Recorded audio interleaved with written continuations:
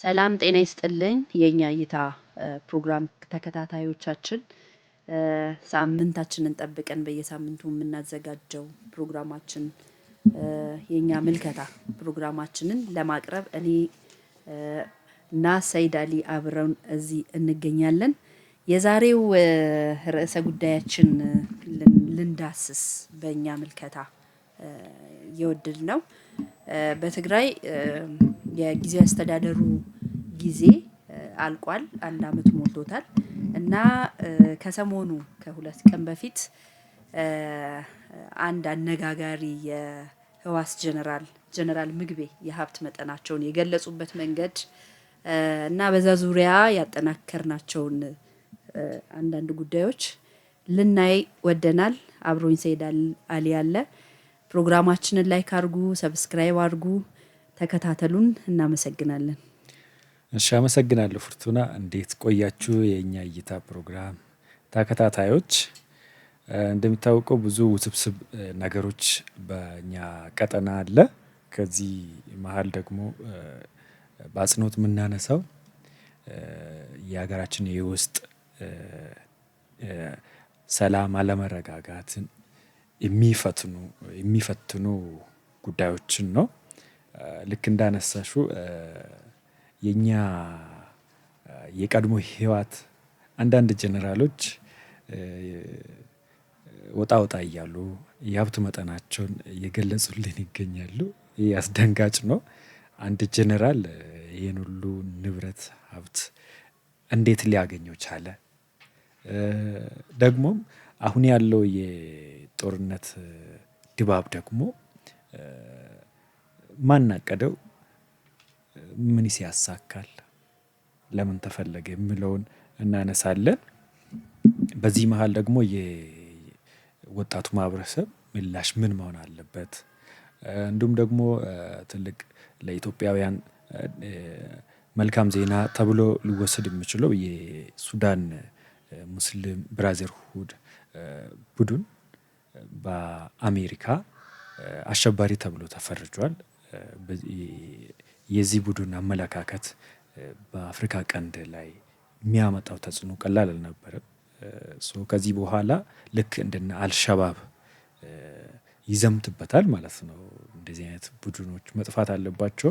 የአክራሪ የሸሪያ መንግስትን ለመመስረት እና ሌሎች ላይ ተጽዕኖ ማድረግን አንግቦ የተነሳ ከ30 አመት በላይ ኔትወርኩን ሲሰራ ሲያዘጋጅ ታጣቂዎቹን ሲያሰለጥን ከኢራንም ደግሞ ሎጂስቲክ እየተቀበለ ሲያሰለጥን ሲሰራ የነበረ እንዲሁም ደግሞ ከነ ኢሳያስ አፈወርቂ ከሻዕቢያ ጋር እንደሚሰራ ከአልቡርሃን ጋር እንደሚሰራ የሚነገርለት ቡድን ነው። ይሄ ቡድን ነው በአሸባሪነት የተፈረጀ። ይሄ ለኢትዮጵያ ትልቅ መልካም ዜና ነው። ምክንያቱም እንደዚህ አይነት ቡድን አያስፈልግም። እኛ የምንፈልገው መቻቻልን ነው። በሀገራችን እንደሚታወቀው ሀገራችን የኛ ዜጎች የተለያዩ ሃይማኖት የሚከተሉ ዜጎች ነው የሚበዙት። ተቻችሎ ብራዘርሊ ነው የሚኖሩት። እንደዚህ አይነት አክራሪ ቡድኖችና ግለሰቦች ከኛ ቀጠና ላይ መጥፋት አለባቸው። ትክክለኛ ውሳኔ ነው። በደስታ የምንቀበለው ዜና ነው እና በሰፊ እናነሳዋለን። በዚህ ዙሪያ እናነሳዋለን። አንዳንድ ጉዳዮችን ጨምረን እናነሳለን። የጀነራሉ የሀብት ማማ ከዚህ ቀደም በአንዳንድ ሚዲያዎች ሲነገር ቆይቶ ነበር። በሰዓቱ ጀነራሉ እንደዚህ የሚባል ሀብትም ንብረትም የለኝም ብለው ነበረ ማስተባበያ ሲሰጡ የቆዩት ማለት ነው። የለኝም የሚል ነበር። ዛሬ ላይ ግን ወጥተው አይደለም በኢትዮጵያ በዱባይ ቤት እንዳላቸው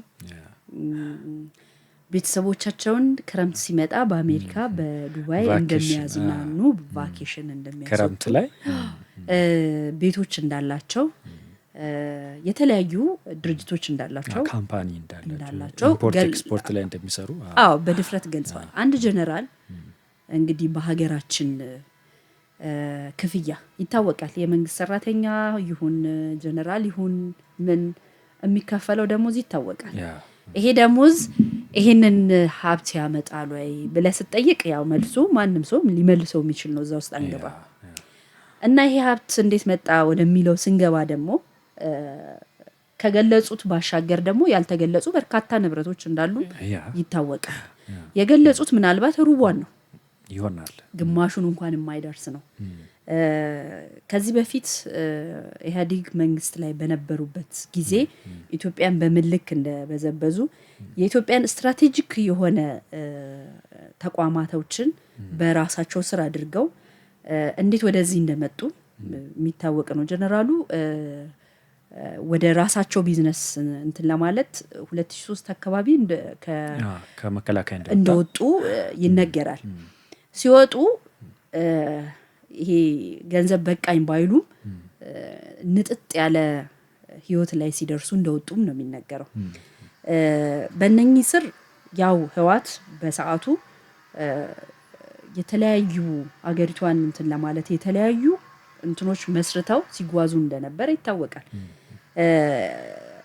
ህወሓት እንላለን እንጂ እንደ ጀነራሎቹ ጀነራል ምግበይ አሁን የራሱን የገለጸው ሌሎቻቸው በዚህ ደረጃ ያላቸው ሰዎች ናቸው። እነ ሱር ኮንስትራክሽንን ስታይ፣ ኢንዱስትሪዎችን እነ መስፍን ኢንዱስትሪያልን ስታይ፣ መድኃኒት ፋብሪካዎችን ስታይ፣ ጨርቃ ጨርቅን ስትመለከት በጣም በርካታ ዘርፎች ላይ ራሳቸው ገብተውበት ኢትዮጵያን ሲያልቧት እንደነበረ ያው ግልጽ ነው። ይሄ ምንም አዲስ ነገር አይደለም። ፐርሰናልም ይሄ የትግራይ ልማት ማህበር ከሚሉት ባሻገርም ፐርሰናልም አስመጪ ላኪ ጭምር ሆነው በተለያዩ በኮንስትራክሽኑ ብትል በመድኃኒቱ ብትል የትኛውም ወሳኝ ፓርቶች ሳይቀራቸው እዛ ውስጥ ከተው ራሳቸውን አስገብተው ዋና ተዋናይ ሆነው ሲሰሩ የነበሩ ለሀገር ሳይሆን ለግል እንትናቸው ሲሰሩ ፕላን አድርገው ሲሰሩ የቆዩ ሰዎች ናቸው። ሶ ከዚህ ላይ ነው ሳያስቡት ህዝብ በቃኝ ሲባሉ ወደ ትግራይ የተዋረሩት እነኚህ ሰዎች። ከዚህ ማለት በጣም አየር ላይ ተንሳፈው ማለት ነው። ስለ ህዝብ ሲሰሩ ሳይሆን ስለ ኪሳቸው ስለ ቤተሰቦቻቸው በሚሰሩበትና በጣም በዘረፋ ውስጥ ጠምደው በነበሩበት ሰዓት ነው ወደ ሀገራቸው የተባረሩት ይሄ ቡድን ማለት ነው። በጣም የሚገርመው ደግሞ አይተሽ ከሆነ ይሄ በሪሰርች የተደረሰበት አይደለም፣ ከራሳቸው አንደበት ነው። በጣም ግልጽ መሆን ያለብን እሱ ነው። ገና የሚጠና ብዙ ነገር ሊኖር ይችላል። ይሄ ከአንደበታቸው የሰማነው ራሱ ያስደነግጣል።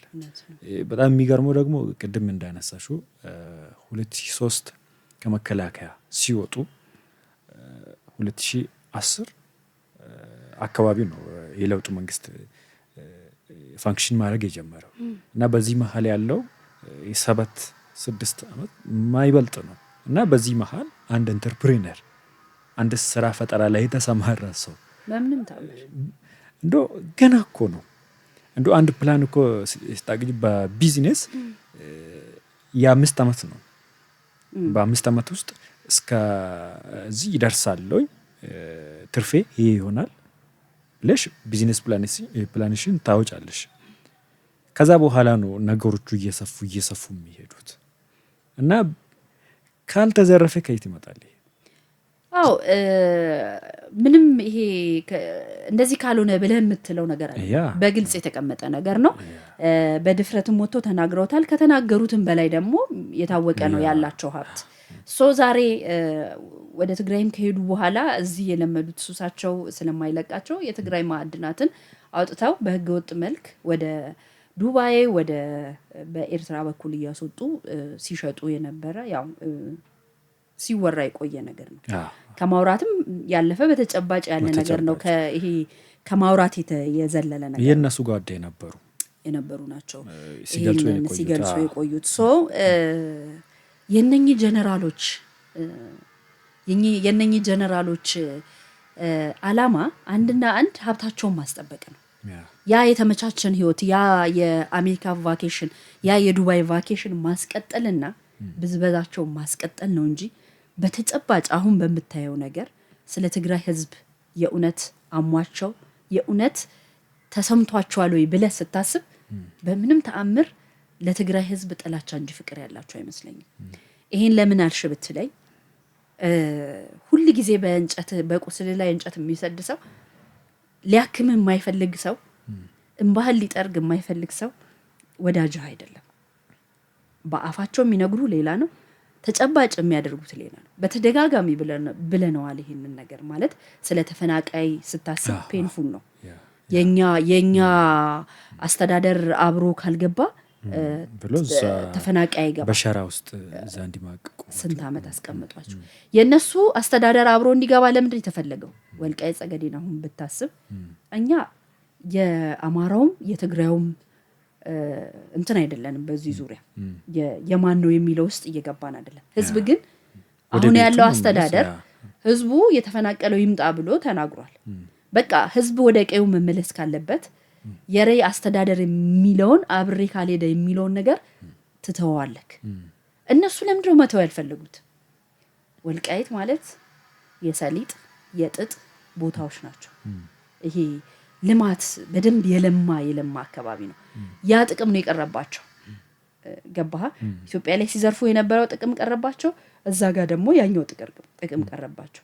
ከዛ የሚለቅሙትን ጥጥ እዛ አልባዳ ነው የሚባል የጨርቃ ጨርቅ ፋብሪካ አላቸው። ቀጥታ እዛ አስገብተው ነው ፋብሪካው እንዲሰራ የሚያደርጉት። ሰሊጥን ወደ ውጪ ነው የሚልኩት። ትልቅ እዛ ጋም ትልቅ ሀብት ነው ያጡት። ልክ ከአዲስ አበባ እንደተባረሩ ሁሉ ከዛ ጋም ያጡት ነገር አለ እና ለህዝቡ ያሰቡ ቢሆን ኖሮ ጥቅማቸውን ትንሽ ያዝ አድርገው ያንን ተፈናቃይ ወደ ቀያቸው ይመልሱ ነበር። ያ እሱ ነው። ሌላ ደግሞ አይተሽ ከሆነ በሪዮት ዓለም እኮ ሀሳብ ይሸነፋል። የሆነ ጊዜ ላይ በጣም ትኩስ ሆኖ ተፈላጊ የሚሆን ሀሳብ በጊዜ በሌላ ይተካል። እኚህ ሰዎች አይተሽ ከሆነ ተሸንፈዋል። ይህን ማመን ያቃታቸው አሁን ያሉት ጄኔራሎች የሚያውቁት የሚሊተሪ ሳይንስ በሌላ ተተክቷል፣ በቴክኖሎጂ ተተክቷል። ያሳቀኝ ምን እንደሆነ ታውቃለህ? የሀብት ማማውን በገለጸ ጽሐት ትግራይ አሁን ጸረ ድሮን ታጥቃለች። ይሄ ታጣቂውን እንትን ለማድረግ ነው፣ ይሄ ለማነሳሳት ወኔ እንዲኖረው። ለምንድነው ይሄንን ያሉት? ከዚህ ቀደሙ በነበረው ጦርነት ድሮን ቢኖረን ኖሮ እናሸንፍ ነበረ፣ ድሮን ስለሌለ ነው ግምገማቸው የተሸነፍ ነው የሚል ነበረ። ሶ አሁን ያንን ታጣቂ ወደ ኋላ እንዳፈገፈግባቸው እናንተ እንዳይ ጸረ ድሮን ታጥቀናል የሚል ነው ይዘው የመጡት። ግን ጸረ ድሮኑንም አፈንድቶ እዛ የሚፈነዳ ደግሞ አጥፍቶ ጠፊ የሚባል ድሮን ሁሌ ወደፊት ነው፣ አፕዴት እየሆነ ነው ሁሉ ነገር እየሄደ ያለው።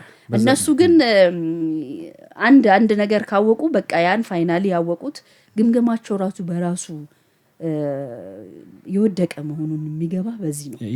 ጸረ ድሮን አያድንህም። የገዙትን እኮ ነው አሁን ለመፈክር ያመጡት። የገዙትን እኮ ታጣቂዎቻቸውንም የልብ እንዲሰማቸው አሁን ምንም አትሆኑም፣ ድሮን ያኔ በድሮን የተመታ ነው የሚል ግምገማቸው፣ አሁን ግን ጸረ ድሮን አለን፣ በድሮን አንመታም፣ ሰው እናሸንፋለን የሚል ካልኩሌሽን ነው ይዘው የተነሱት። ግን ዛሬም ከዛ የዘለለ ነገር እንዳለ ማወቅ አለባቸውም። አሁን እኮ በቀላሉ ማሳየት የምንችለው አሁን ኢትዮጵያ የራሷን ማምረት ጀምራለች። አጥፍቶ ጠፊ ጭምር የራሷን የምትሰልልበት አጥፍቶ ጠፊዎቹ በዛው መረጃ የምታሰባስብበት የራሷን ጀምራለች።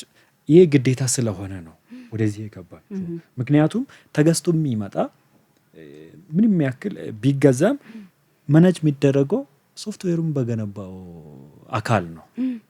ልትተማመኝበት አትችም፣ ይከብድሻል። አሁን በሆነ አጋጣሚ ከሳውዲ አረቢያ የሚገዛ ማቴሪያል ከአንቺ በተቃራኒ ቢትቆም ሳውዲ አረቢያ ማቴሪያሉ እንዳይሰራ ልታደርግ ትችላለች። በዚህን ጊዜ አደጋ ውስጥ ነች ማለት ነው። ስለዚህ ከዚህ አደጋ ለማምለጥ ኢትዮጵያውን እየሄደችበት ያለው ርቀት በጣም በበጎ የሚነሳ ነው። እያመረተ ያለውም መንግስት እና የሆነ ቡድን ገዝቶ መጥቶ እንም እኮ አለኝ ማለቱ ራሱ ኮምፔር ሲደረግ እዚህ ይመረታል ማለት እኮ በቁጥር ስንት እንዳለው አታውቂም ማለት እኮ ነው። እሱ ደግሞ ገዝቶ የሚያመጣው መጨረሻ አለው ውስን ነው። አሁን በዚህ ልክ የልብ ልብ እንዲሰማቸው ያደረገው አንድ ሻዕቢያ ነው። ሁለተኛ አልቡራን ነው። ጀነራል አልቡራን ከፈጥኖ ደራሽ ኃይሉ ጋር እየተዋጋ ያለው አልቡራን ደግሞም ከሙስሊም ብራዘርሁድ ቡድን ጋር የሚሰራ አልቡራን ነው እንደዚህ የልብ ልብ እንዲሰማቸው ያደረገ እና ይሄ አልቡራን በአልቡራን የሚመራ ቡድን ከዚህም በፊት በጦርነቱ ጊዜ በሰሜኑ ጦርነት ላይ የኢትዮጵያን ድንበር የጋፋ ስብስብ ነው እና ኢትዮጵያ ለበቀል አልተነሳሳችም። ነገሩን በሰላማዊ መንገድ ለመፍታት ነው ዝም ያለችው። በጊዜ ሂደት በሰላማዊ መንገድ የዚህን የጎረቤትን ጉዳይ ከልክ ያለፈ ስሜታዊ ውስጥ አልገባም ብላ ነው የታገሰችው። አሁን እና ምግቤን የሚያስደነግጥ ጉዳይ ከአሜሪካም ተሰምተዋል። ምክንያቱም እነሱ ሲተማመኑበት የነበረ ከኢራን የሚመጣ ማቴሪያል የጦር መሳሪያ ነበር። ይሄ ደግሞ በዋነኝነት ከአልቡራን ይልቅ ለሙስሊም ብራዘርሁድ ቡድን ነው የሚደርሰው። ቢካዝ የምታስታጥቀው እሷ ናት፣ ኢራን ናት። ቡድኑ ደግሞ የሚያራምደው የኢራን ርዕዮተ ዓለም ነው፣ የአክራሪነትን ነው። ወደ 30,000 በጣም የታጠቀ በጣም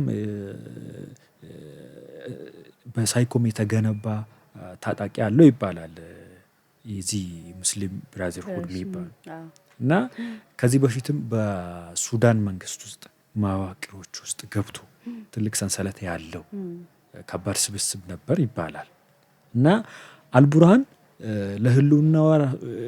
ለራሱ ህልውና ራሱ ከነሱ ጋር ተጣብቆ እንደሚሰራ ይገለጻል። አሁን ይሄ አካል አሸባሪ ብሎ ከተፈረጀ በአሜሪካ ማለት ነው ከዚህ በኋላ የአልቡርሃን ሳይኮ በምን ደረጃ ሊወርድ እንደሚችል መገመት ይቻላል። ደግሞ ሻዕቢያን ተያይዞ ደግሞ የነ ምግቤ እስከ ሱዳን ድረስ ሄዶ ተመካክሮ ተፈራርሞ አንድ ላይ ሆነን ኢትዮጵያን እንወጋለን ብሎ ነው የተግባቡት። ወልቃይትን መጓት ማለት ኢትዮጵያን መውጋት ማለት ነው። ምክንያቱም ወልቃይት የኢትዮጵያ አካል ስለሆነች ማለት ነው። እና ይሄ ዜና ከባድ ዜና ነው ለነ ምግቤ። ሌላ ደግሞ ትላንት የኢትዮጵያ መከላከያ ሰራዊት ያወጣው 500 ታጣቂ እና አመራር በሰላም እጁን ሰጥቶ ለመልሶ ግንባታ ከሆነ እዛ ላይ የትግራይ የጸጥታ ቢሮ የሚያስቅ መግለጫ ወጥቷል። የሚያስቅ መግለጫ ያልኩበት ለምንድን ነው? እነኚህ ታጣቂዎች በፕሪቶሪያ ሰላም ስምምነት መሰረት በዲዲአር ወደ ቀያቸው እንዲመለሱ የነበረ ስምምነትን እንዳይመለሱ እንቅፋት ሆኖ ገሚሶቹ አሁን ከሱዳን የመጡ ናቸው። እነኛ 500 ታጣቂዎች እዛ የነበሩ አርሚ ሰባ የሚባሉት አልቡርሃን ስር እንዲሆኑ ሌላውንም እዛ እያሰለጠነ ታጣቂዎችን ላለመበተን የሰላም ስምምነቱን በማፍረስ ሂደት የነበረው የነኙ የህወሓት ቡድኖች ናቸው። መንግስት ግን በራሱ መንገድ አሳምኖ ወደዚህ ወደ ሰላም እንዲመጡ 500 ታጣቂ ማለት ቀላል አይደለም። ብዙ ታጣቂ ነው። እስከ መሳሪያቸው ገብተው አሁን አዋሽ 40 ስልጠና እንደጀመሩ ነው እየተነገረ ያለው። ይሄ በጣም ትልቅ ዜና ነው። ይሄ በጣም አሳብዷቸዋል እነሱ እና ያወጡት መግለጫ ላይ ማለት ያስቃል። እነሱን የሚገልጽ መግለጫ ነው ያወጡት። ለሰላም ፍጹም ሰላም የማይፈልግ አይነት ነገር አድርገው ነው። መንግስትማ ፍጹም ሰላም ፈልጉ ነው የፕሪቶሪያ ሰላም ስምምነትን ለማክበር በዲዲአር እንዲገቡ እያደረገ ያለው ቢኮዝ ከነሱ ውጪ የተደረገው እነሱ ያን ፍላጎት የላቸውም። በፍጹም ፍላጎቱ ስለሌላቸው ከነሱ ጀርባ የትግራይ ቢሮ ይሄ ሳያቅ ነው ይሄ የተደረገው እና ቢያቅ ፈቃደኛ አይሆኑም። እነሱ ያደናቅፉታል ስለማይፈልጉት ያስቀምጡት።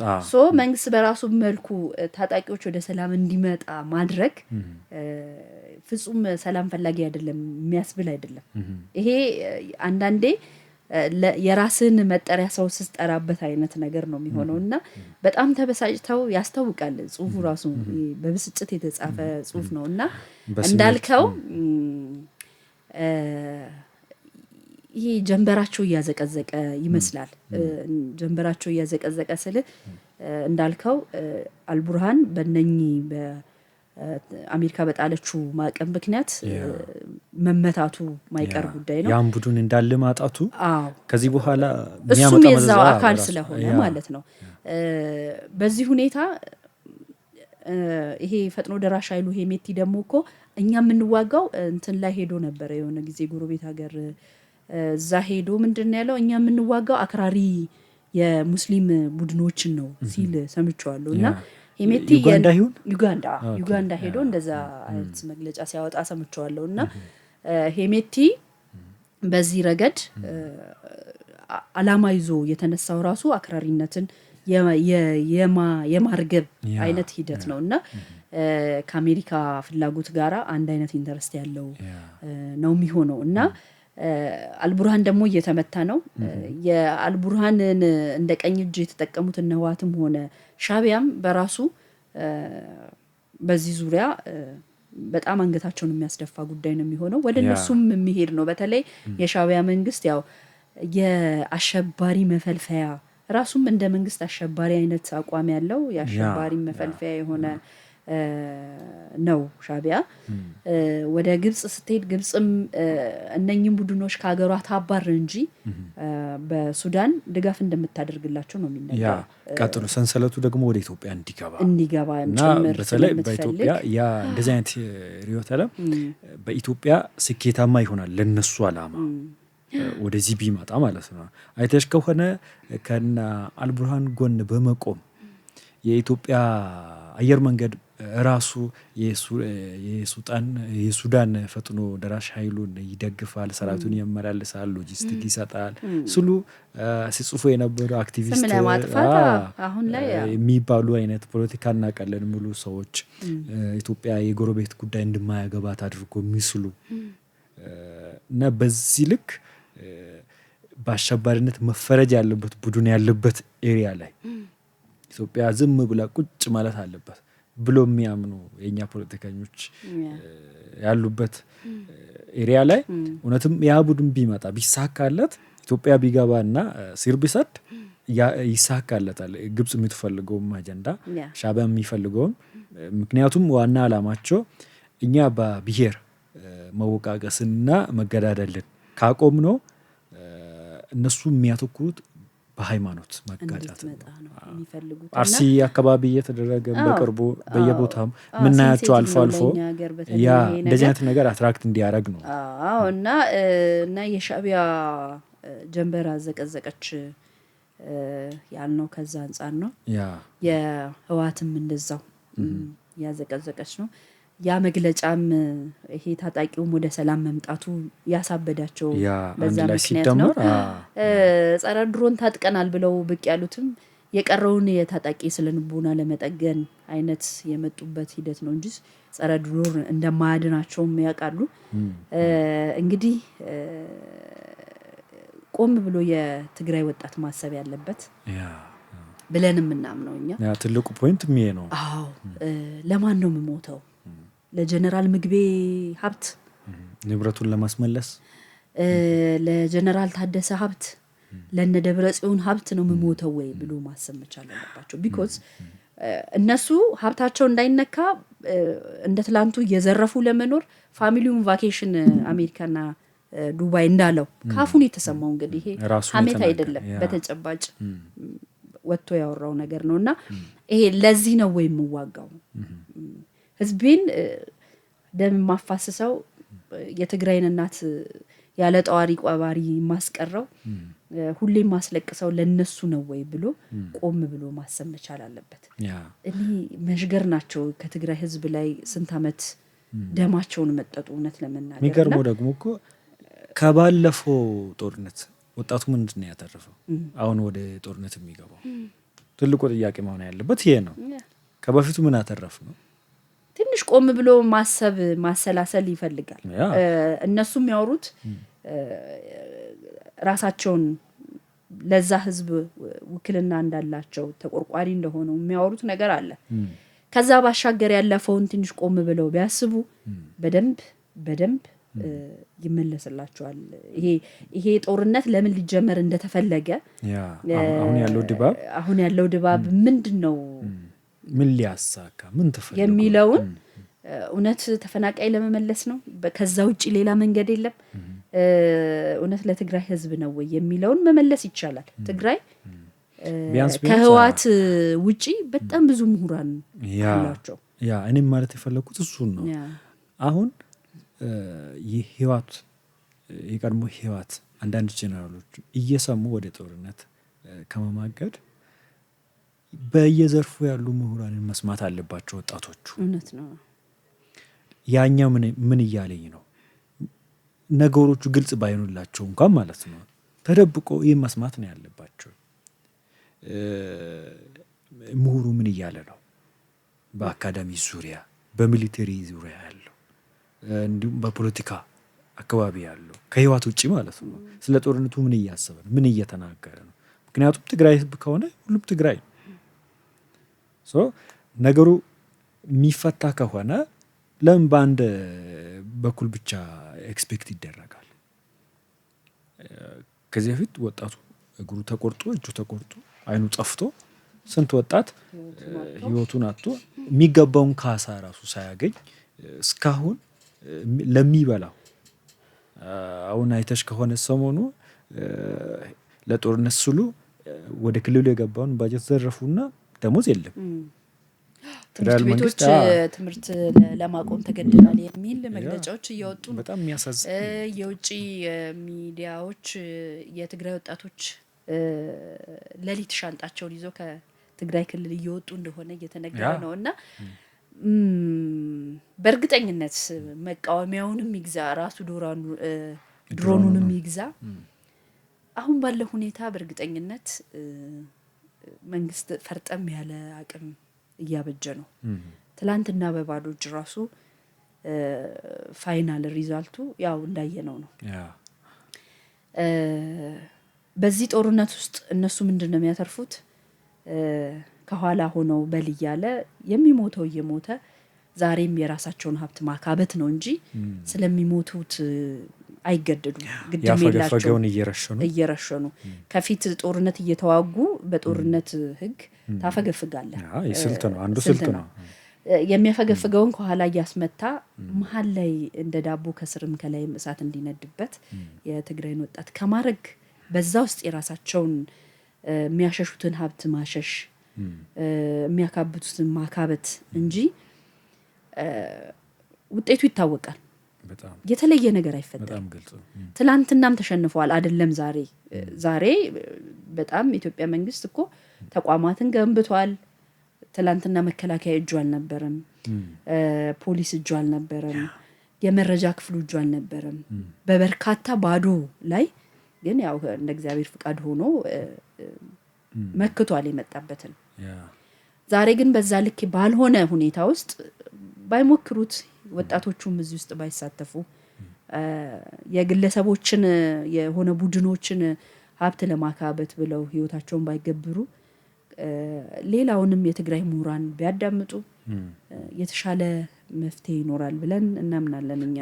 መንግስትም ደግሞ ይመስለኛል እንደ አሳይመንት ለትግራይ ህዝብና ወጣት የሰጠው እኚህን ግለሰቦች ፒክ ማድረግ እየቻለ በግልጽ እነሱ የሚያራምዱት ነገር ምን እንደሆነ ህዝቡ ተረድቶት ራሱ ህዝቡ እንዲጠላቸው ሪዛልቱ ምን እንደሆነ ህዝቡ አይቶ እንዲያገላቸው ፈልጎ ይሆናል እንጂ በዚህ ልክ አሁን ፌደራል መንግስት መሄድ ይችላል፣ እዛ ጸጥታውን መላክ ይችላል፣ ሲፈልግ ፒክ ማድረግ ይችላል። በጣም ቀላል ዘዴዎች ነው። ግን ለዘላቂ ሰላም ሲባል ጠቅላይ ሚኒስትሩ እኮ ከቀናት በፊት በትግርኛ ቋንቋ ባስተላለፉት መልእክት የፌደራል መንግስት ምንም ጦርነት እንደማይፈልግ አሳውቋል። እነኚህ ኃይሎች ደግሞ ዘረፋ ላይ እንዳሉ፣ ፍላጎታቸው ጦርነት እንደሆነም መልእክታቸውን አስተላልፈዋል። ያንን መልእክት ሲያስተላልፉ ነው እንደውም ጀነራል ምግቤ እኮ እኔ ወርቅ ዘረፋ ላይ አልተሳተፍኩም፣ ግን ከዚህ በፊት እነግድ ነበረ ብለው ያሁኑን ለመካድ በፊት የበፊቱንም ክደው ነበረ። ገብቷላ ምንም ቤትም ዱባይ የለኝም ምንም ድርጅት የለኝም ባለው አፉ ከእንደገና ወጥቶ ደግሞ አሁን እየዘረፍኩ አይደለም በፊት የሰራሁት ነው አይነት ነገር። በፊትም ብትሰራ አንድ ጀነራል ይሄን ሀብት አያፈራ። ያኔ እኔ ምንም ቤት የለኝም እንዳለ ሁሉ ዛሬም ይሄኛውን ደግሞ አሁን ዘረፋ ላይ እየተሳተፍኩ አይደለም የሚለውን አሉ እንጂ በተጨባጭ በፊት ለፊት የሚታይ ነገር ነው። ወጣቱ ነገሮችን በደንብ አሰላስሎ አይቶ ከዚህ ራሱን ማግለል አለበት ብለን ነው ምናምነው እኛ። የዛሬ ፕሮግራማችን እንግዲህ የፌደራል መንግስትም እንደ አሳይመንት ያስቀመጠው ይሄንን ነው። ወጣቱ ራሱ ይሄን ጉዳይ አውቆ እርዳታ የሚያስፈልግ ከሆነ እንዲጠይቅ እንጂ ወጣቱ በደንብ ባላወቀበት መንግስት ራሱ በመረጃ የደረሰበትን ጉዳይ ይሄ ነው ብሎ ፒክ ማድረግን አልመረጠኝ ይመስለኛል። እኛም ማለት የምፈልገው እንደ ፕሮግራማችን የኛ እይታ ፕሮግራም ሰላም እንዲቀጥልልን፣ መረጋጋት እንዲቀጥልልን እና በፊት ያየኑ ጦርነት አይነት ተመልሶ እንዳይመጣ ወጣቱ በነቂስ ወጥቶ ለሰላም መታገል አለበት። ጦርነት ሰባኪዎቹን መጋፈጥ መቻል አለበት። ካልቻለ ደግሞ ክልሉን ለቆ ለጊዜውም ቢሆን ሰርቶ የሚበላበት በሰላም የሚኖርበት ኤሪያ ላይ ሄዶ ቢቀመጥ ይመረጣል ብለን ምክር ሀሳብ እንሰጣለን። የኛ ተከታታዮችም ደግሞ ሀሳባቸውን እንዲሰጡን እንጠይቃቸዋለን። ሰላም ለሀገራችን። እንግዲህ የዛሬው ፕሮግራማችን አጠር ብላችን ትመስላለች። ስላዳመጣችሁን እጅግ እናመሰግናለን። እንድታበረታቱንም እንግዲህ በዚሁ እየጠየቅን የሳምንት ሰው ይበለን። መልካም ቆይታ። እሺ፣ እናመሰግናለን።